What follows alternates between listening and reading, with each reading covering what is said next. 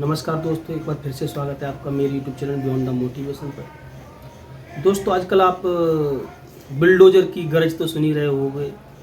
हर प्रदेश में, हर राज्य में बुलडोजर चल रहा है। कहीं यहाँ अतिक्रमण तोड़ दिया, वहाँ अतिक्रमण गिरा दिया, जो अवैध बस्ती है उन पर अतिक्रमण हटा दिया, बुलडोजर चला दिया।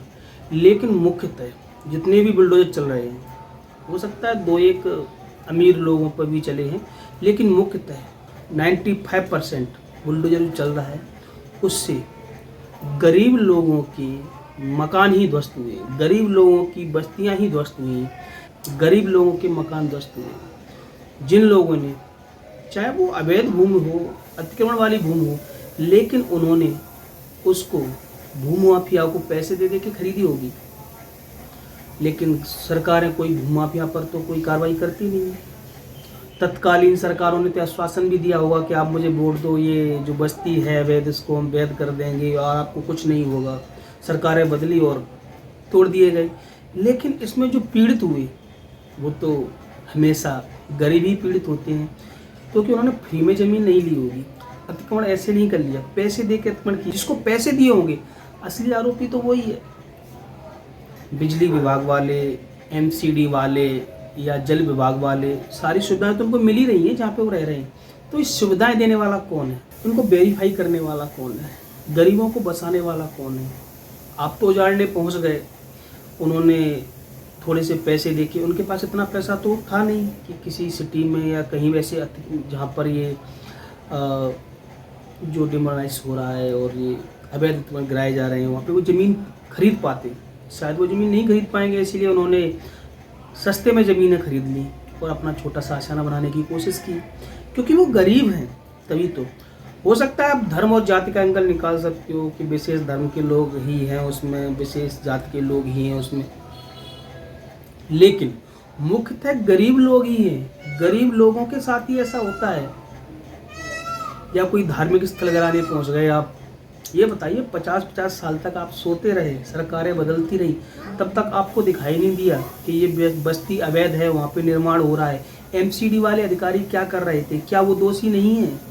या जल विभाग वाले अधिकारी क्या कर रहे थे जिन्होंने वो टोटियाँ दी, उनको पानी की व्यवस्थाएं दी, पानी की लाइन डलवा के दे दी? या बिजली विभाग वाले क्या कर रहे थे? उन्होंने उनको वैध मीटर दे दिए।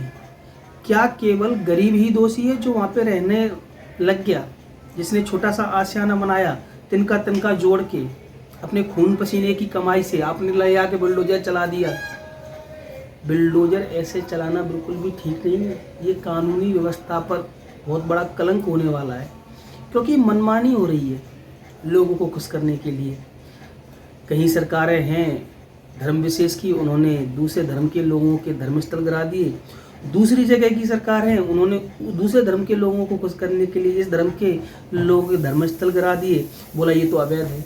इतने सालों तक अगर ये अवैध चीज़ें बनती रहीं तो क्या वो जो अधिकारी इसको देखने वाले थे वो दोषी नहीं हैं? और उनके कागज भी बन गए, रजिस्ट्रियां भी हो गई, तो रजिस्ट्री करने वाले अधिकारी दोषी नहीं है। सारी सरकार दोषी है। सरकारें बदल गई, प्रशासनिक अधिकारी बदल गए, आपने गिरा दिया जाके। तो वास्तविकता में दोषी कौन है? हमेशा मरता तो गरीब ही है। गरीब को ही परेशान होना पड़ता है। गरीब की बस्तियां उजड़ गई, ऊपर से छत चली गई, उनके मुंह से बददुआ नहीं निकलेगी। धर्म के एंगल से अपने आप को संतुष्ट कर लीजिए, करते रहिए, लेकिन वास्तविकता यही है। दोषी वो व्यक्ति नहीं है जिसने अतिक्रमण किया है, दोषी वो व्यक्ति है जिसने अतिक्रमण वाली भूमि उस व्यक्ति को बेची। दोषी वो है जिसने उनको पानी की व्यवस्था कराई। दोषी वो है जिसने बिजली की व्यवस्था कराई। थोड़े से लालच से, भ्रष्टाचारी लोगों के चक्कर में उन पर तो कोई कार्रवाई नहीं हो रही। असली कार्रवाई तो उन पर होनी चाहिए। बाकायदा जब डिमोलेशन होता है तो लिस्ट निकालनी चाहिए, तत्कालीन फलाने अधिकारी, इन पे भी कार्रवाई की जाती है, इन पे भी केस किया जाता है। जिन्होंने मीटर बांटे उन पे भी केस किया जाता है, तब तो बात बने। आप तो जाके ले जाके गिरा दिया अतिक्रमण, उनके आशियाने गिरा दिए। उनके बच्चों की मानसिक स्थिति क्या रहेगी? या सरकारों पर उनके विश्वास रहेगा या पुलिस प्रशासन पर विश्वास रहेगा? इन छोटी घटनाओं से लोगों के मन में कितना द्वेष पैदा होगा, आपसी द्वेष पैदा होगा। और वो बच्चे बड़े होके क्या बने। तो मेरी आप लोगों से यही राय है, आवाज़ उठाइए। जो वास्तविक दोषी है उसको सज़ा मिलनी चाहिए, हमेशा गरीब को सज़ा नहीं मिलनी चाहिए। अगर कहीं निर्माण हो रहा है तो प्रशासन सो क्यों रहा है? निर्माण होते ही तो रोकता नहीं। मैं तो देखता हूँ, दिल्ली में रहता हूँ, तमाम अवैध बस्तियाँ हैं, उनका डेली निर्माण चल रहा है। और मैं वहाँ पे गया भी हूँ, देखा भी है, लोगों से बात की है। लोग बोलते हैं कि वो एमसीडी वाले को मैंने इतने रुपए दे दिए, बिजली वाले को इतने रुपए दे दिए, पानी वाले को इतने दे दिए, सारी व्यवस्थाएं होगी।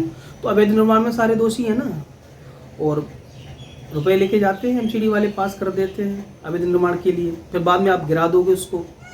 तो दोषी तो अभी हो आप। और जो काम है उनका अवैध निर्माण रोकने का, वो रोकते क्यों नहीं है? बनने के बाद ही क्यों गिराते हैं?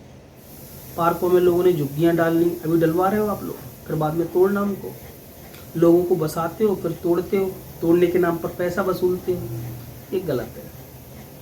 और इस तरह की कार्रवाई से खुश होने की आवश्यकता नहीं है। सरकारें बदलेंगी तो आपके साथ भी कार्रवाई हो सकती है, किसी और के साथ कार्रवाई हो सकती है। मरना गरीब को ही है, क्योंकि अमीर को कोई फर्क पड़ने वाला नहीं। जगन रेड्डी का जो भी गिराया उसको क्या फर्क पड़ने वाला है? तो दोबारा सत्ता में आएंगे तो उससे दूना पैसा कमा के दूसरी जगह महल बना लेंगे, तुम्हारी तो गुंज चूसेंगे। आवाज़ उठाओ। और हमारा वीडियो आपको कैसा लगा आप मुझे कमेंट करके बताएं। मेरे चैनल को अभी तक यदि आपने सब्सक्राइब नहीं किया है तो उस चैनल को सब्सक्राइब कर लें और बेल आइकन दबा लें, जिससे आपको मेरे वीडियो की नोटिफिकेशन प्राप्त होती रहेगी। ऐसी ही जानकारी के लिए, ऐसी ही मुखर आवाज़ को सुनने के लिए आप मेरे चैनल से जुड़े रहिए। मिलते हैं किसी नए मुद्दे, नई जानकारी के साथ। तब तक के लिए धन्यवाद।